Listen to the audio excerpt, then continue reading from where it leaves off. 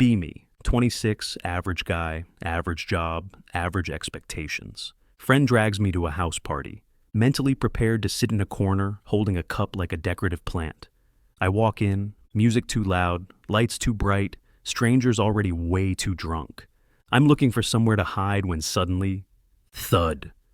Something hits me at chest level. I look down. Tiny girl. Like, tiny. Maybe 4 feet 11 inches, 150 centimeters on a good day. Black jeans, crop top, messy ponytail, confident eyebrows. She squints up at me. You're tall? That's her opener. Me. You're not? She smirks. Good. Tall guys follow instructions. What does that even mean? Before I can ask, she grabs my wrist with surprising strength and pulls me through the crowd. Sit, she commands, pointing to a couch. And I sit. She hands me a drink, doesn't offer, just places it in my hand. Sip slowly. You look like you get drunk from breathing near alcohol. Me, I dash. Sip, I sip. She nods, satisfied, like she just trained a pet. We talk. Okay, she talks. I try to keep up. She asks questions rapid fire. Where do you work? Favorite pizza topping? Do you have siblings? Do you prefer cats or dogs? I don't know how, but she makes it fun instead of interrogational trauma. Her personality is wild, confident, sarcastic, full of energy, like someone compressed a whole comic relief character into 4 feet 11 inches. At some point she leans back, crosses her arms, and declares, I'm bored. You're with me now. Me, what is happening? She studies me, head tilted, lips pursed, like she's inspecting a piece of furniture she might buy. Then she says, Yep, you'll do. I blink. Do for what? She grins. For tonight, don't overthink it. My entire nervous system. Error 404. We end up talking for another hour. She teases me constantly, steals my drink, steals my personal space, steals my peace of mind. But I don't hate it. Actually, I'm having fun. At the end of the night, she stands up and goes, Give me your phone. I hand it to her without hesitation. She types something fast, returns the phone, taps my forehead with her finger like I'm a misbehaving kid. You'll answer when I text. Don't be weird. Then she disappears into the crowd like a chaotic forest spirit. I sit there stunned. My friend finds me. Dude, why do you look like someone just adopted you without your consent? I show him my phone. One new message. You were fun. Don't ruin it. I think I just got claimed by a tiny menace, and I'm not even mad. Wake up, check phone. One new message. It's her. Be ready, 1930. I'm picking you up. That's it. No hi. No, do you want to? Just orders. I type, where are we going? Message bubble pops up, vanishes, pops up again, and then, don't worry about it. Wear something decent. I sit there, staring at my phone like it insulted my ancestors. 1925. I'm at my apartment entrance, trying not to look like I've been waiting since 1800 hours. Then I hear it. A tiny engine, like a lawnmower trying its best. She pulls up in the smallest car I've ever seen. It matches her perfectly. She rolls down the window. Get in, you're sitting too slow. I climb in. My knees are touching the dashboard because the car is legally a shoebox. She glances at me, clicks her tongue. Told you to wear something decent. You look like a math tutor. Me. Thanks. Her. Not a compliment. She drives like she fights demons for a living, turns with confidence, slides through traffic. I'm holding onto the door handle like a scared grandmother. She notices, smirks. Cute that you think I'll crash. I never crash. The date. She brings me to a small, aesthetic restaurant that looks expensive enough to ruin my credit score. Hostess greets her by name. What? We sit. Before menus even arrive, she says, You're getting the ravioli. Don't argue. I blink. But I said don't argue. She orders for both of us, flawlessly, like she rehearsed. Then she casually adds, and bring him the iced tea with lemon. Not too sweet. He'll like it. I stare. How do you know what I like? She shrugs. You look like an iced tea guy, soft but refreshing. What does that even mean? The food comes. It's delicious. She watches my reaction with smug satisfaction. Told you. Conversation time. I try to ask a question. She interrupts, pulling a folded note from her pocket. Okay, topics for tonight. The what now? She unfolds a literal list. Work, worst childhood memory, movies. Something embarrassing you did recently. Your type. She underlined this twice. Me. Did you plan this? Her. Of course. You think I improvise? I'm short. That is the biggest lie I've ever heard, but I nod anyway. We talk, we laugh. She roasts me. At one point she leans forward, elbows on table. Honestly, I like hanging out with you. You're surprisingly easy. Easy like what? She smirks. Easy like, you don't annoy me. That's the nicest thing she's ever said to me. End of the date. She drives me home, parks, turns off the engine. Silence. She looks at me with that analytical, I'm evaluating your soul stare. Did you enjoy yourself? Me. Yeah, actually, a lot. She nods once, satisfied. Good, then tomorrow, same time. Me. Wait, another date? Yes. Wear something that doesn't make you look like a substitute teacher. She starts the car and drives off before I can respond. I stand there on the sidewalk, stunned. This girl, she just speed ran romance like it's a side quest. And for some insane reason, I can't wait for tomorrow. It starts small, like she planned it. She adjusts my clothes, constantly. I walk up to meet her. Without greeting me, she grabs my shirt collar. Crooked, hold still. She smooths it, tightens it, pats my chest. Me. Thanks? Her. I refuse to be seen with someone who looks like he just fought his wardrobe. Next day, she fixes my jacket, then my sleeves, then my hair. Every time she finishes, she gives a serious nod like she's approving an engineering structure. Drinks, she chooses, always. Barista. What would you like? Me. Opening my mouth. She steps in front of me like a Secret Service agent. He'll take a latte, no syrup, medium. Me. I do, her. You do now. Barista looks confused. I look confused. She looks proud. She corrects people about me. Waiter. Ice with your drink? Me. Sure, I don't... Her. No ice. He hates how it waters down the flavor. Me. I do? Her. Yes. You learned that today. Waiter nods, walks away. Me. I wasn't aware of that. Her. That's why I'm here. Haircut? Already scheduled. Out of nowhere, she stares at my hair like a disappointed art critic. It's overgrown. Me. It's not that. I made you an appointment. Me. You what? Her. Tomorrow at 1400. Don't be late. I wrote notes for the barber. What do you mean? Notes. At work, people notice. Hard. My coworkers corner me. Dude, why are you suddenly drinking fancy coffees? Is that moisturizer? Since when do you tuck in your shirts? I'm red as a tomato. I shrug. Someone's helping me? They exchange a look. One whispers, he's being handled. Another, and he likes it?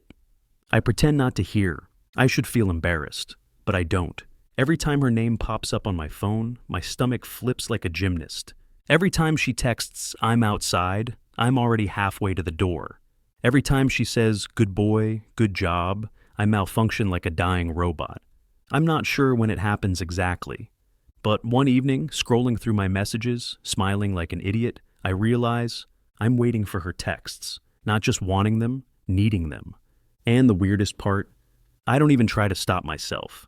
We're at this cozy cafe. I'm eating pasta. She's eating a salad. Everything is perfect until someone shows up. Enter.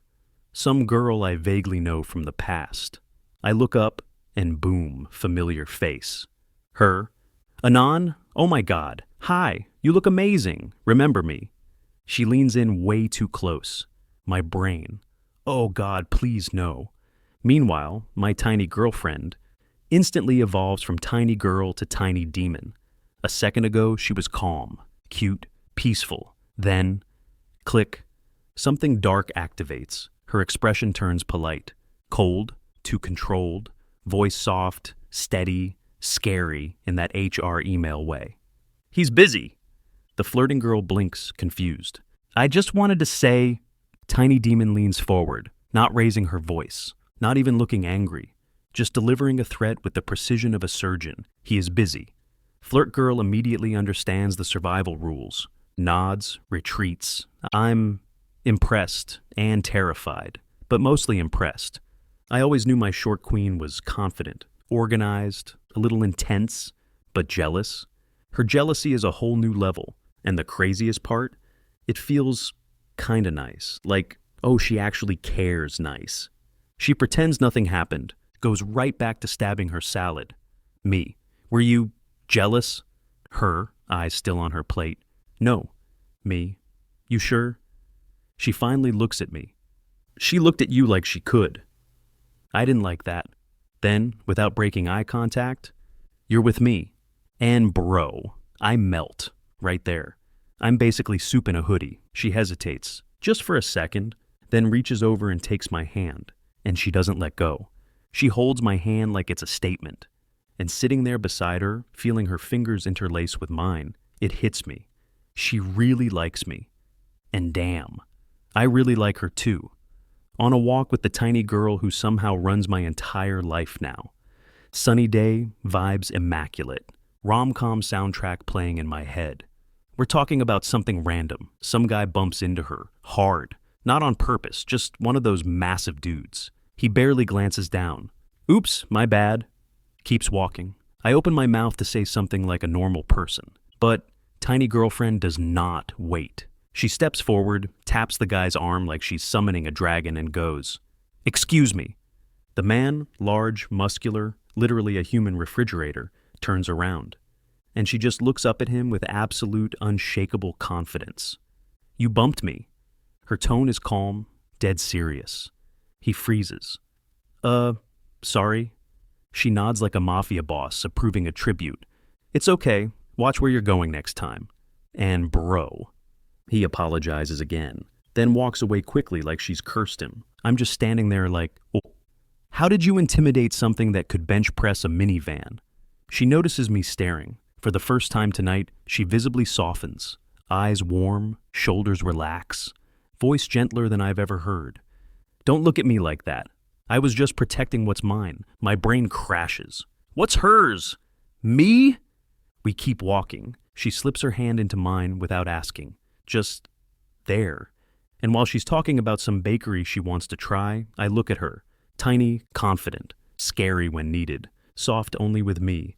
And it hits me so hard I almost trip. Oh no, I'm falling for her. Dinner at her place for the first time. I expected something tiny and cute. Instead, she cooks like she's feeding a medieval army. She's moving around her kitchen effortlessly, chopping, stirring, seasoning, all while lecturing me about why I'm not allowed to buy cheap olive oil ever again. Dinner is amazing, like Michelin star, amazing. After we finish eating, there's this quiet moment, just us, warm lights, soft music, and I finally ask, "Why are you so confident all the time?"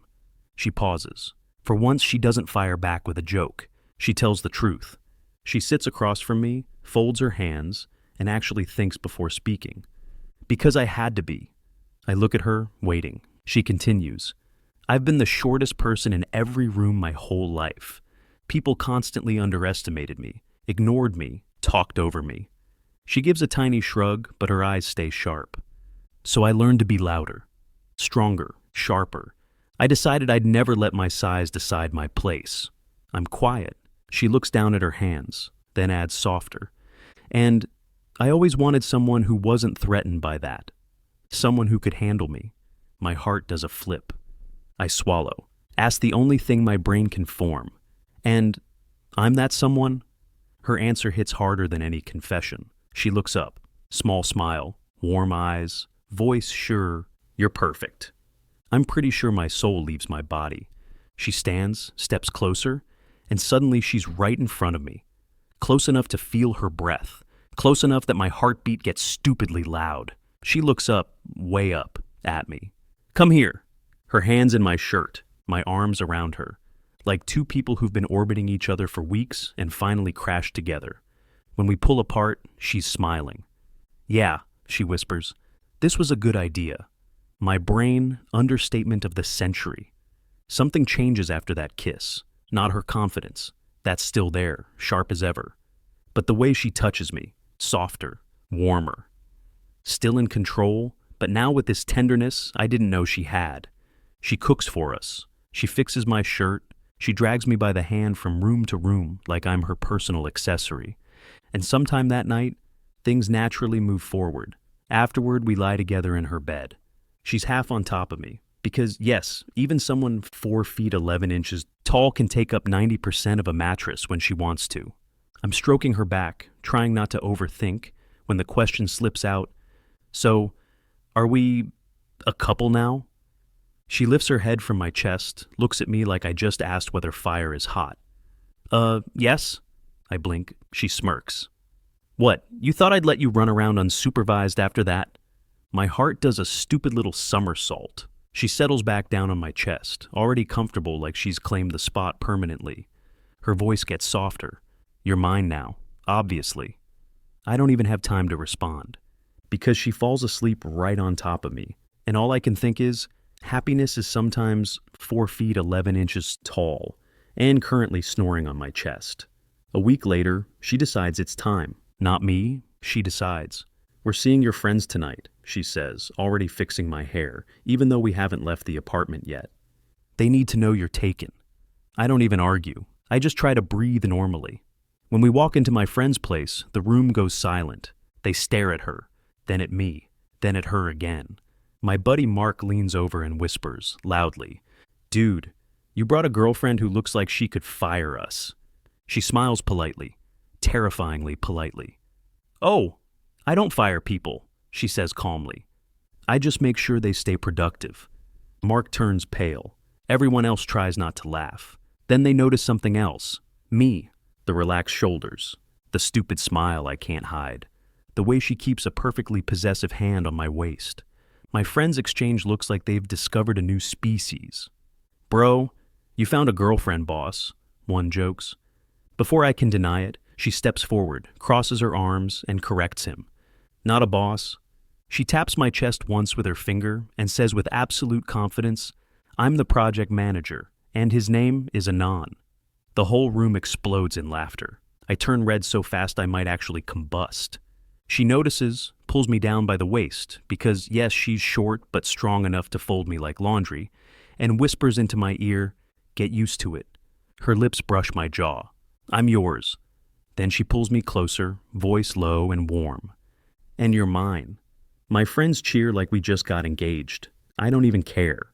Because for the first time in my life, being claimed never felt so perfect. Now living together for 3 months. Life equals chaos plus affection plus 0 personal space. Morning routine? Now she wakes up first. Always. Drags me out of bed by the wrist like I'm a child late for kindergarten. Makes coffee for both of us, but hands mine to me with 2 sips, don't chug it like a barbarian. Fixes my messy hair before I even put on socks. Kisses my cheek like it's part of the checklist. Her dominance hasn't changed. What changed is the softness behind it. Example. I tried to leave the house without a jacket. She stood in the doorway blocking me like a final boss. Back inside. But, nope. She literally jumped, put the jacket on me herself, patted my chest, and said, "Good. Now you look like someone who was loved." I melted like butter in a microwave. Living together, highlights. She can't reach the top shelves, refuses to use a stool, climbs on me like a tree. She reorganized the whole apartment in one day and left me a handwritten guide titled, "How Not to Destroy Our Home." Whenever I cook, she stands behind me hugging my waist, chin on my back, mumbling, "I like watching you take care of us." Whenever she cooks, she doesn't let me near the kitchen because you cut vegetables like they owe you money. Friends love her, a little too much. Every time they visit, they go, "Bro, she's the perfect mixture of scary and adorable."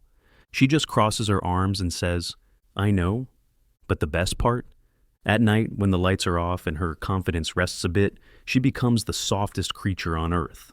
She curls up on my chest, tiny legs tangled with mine, and whispers, "I like living with you. It feels safe." One evening, she looks up at me and adds, "Also, don't ever think this is temporary. You're not getting rid of me. Ever." I kiss her forehead. Wouldn't want to. She hums happily, squeezes me tighter. "Good. Then tomorrow we're buying matching mugs. I laugh. Because somehow, unbelievably, my soulmate came in a 4 feet 11 inches package with the confidence of a CEO and the heart of a girl who just wanted someone to love her back. And I do. Daily, happily, permanently.